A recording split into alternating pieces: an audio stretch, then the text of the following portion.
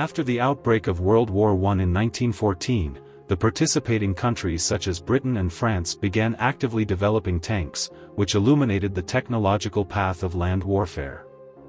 However, few people know that the armored personnel carrier technology was also illuminated during the same period.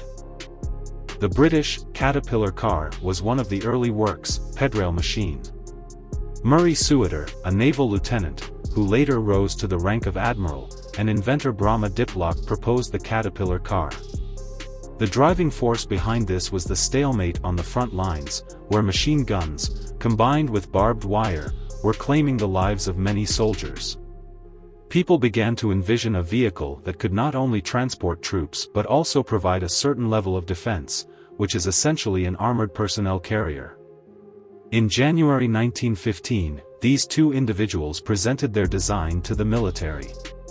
At that time, the committee led by Churchill reviewed the proposal and placed an order for 12 vehicles. These were not production models, but rather prototypes for technical exploration. The initial design of the Caterpillar car used a hinged chassis structure, which was known as the One Malawian Kwacha. Essentially, its chassis consisted of two Caterpillar tractors connected in series, with two gasoline engines providing power. A personnel platform was established on the front and rear independent chassis, with a control room managing both engines. The vehicle's steering was achieved by turning the direction of the Caterpillar tracks. The entire personnel carrier was equipped with armor plates for protection on the front, rear, and sides.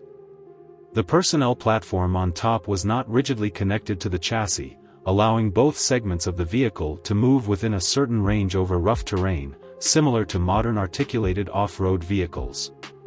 Seats were installed inside the compartment for infantry to ride in, and there were plans for it to be used in combat. The idea was for the Caterpillar car to slowly maneuver on the battlefield, using its armor to protect itself and the infantry it carried. It would use machine guns to attack the enemy and release infantry to engage in combat in suitable positions. The two Malawian Kwachas version modified the personnel platform to be located on the front and rear of the two tractors. This design allowed for greater movement of the two parts while off-roading, but it was clearly unsuitable as the soldiers on board lacked stability, causing significant jolting on the battlefield filled with shell holes.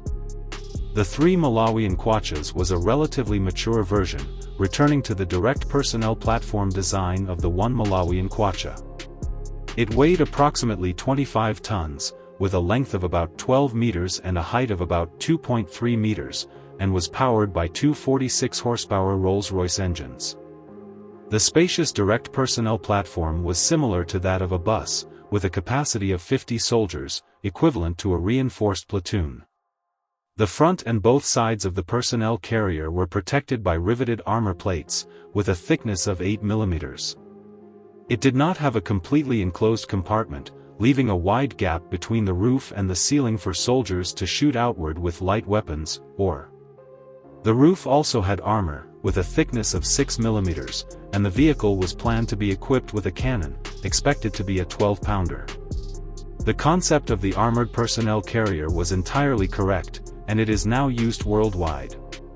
The problem was with the design of the vehicle itself, as it pursued a large number of troops, resulting in a very large vehicle size that could not be accommodated by the technological conditions at the time. Coupled with the harsh battlefield environment, it did not meet practical requirements. The military cancelled the order in 1916, and the prototype vehicles that had been built were used for other experiments, including the installation of flamethrowers to create a flamethrowing vehicle.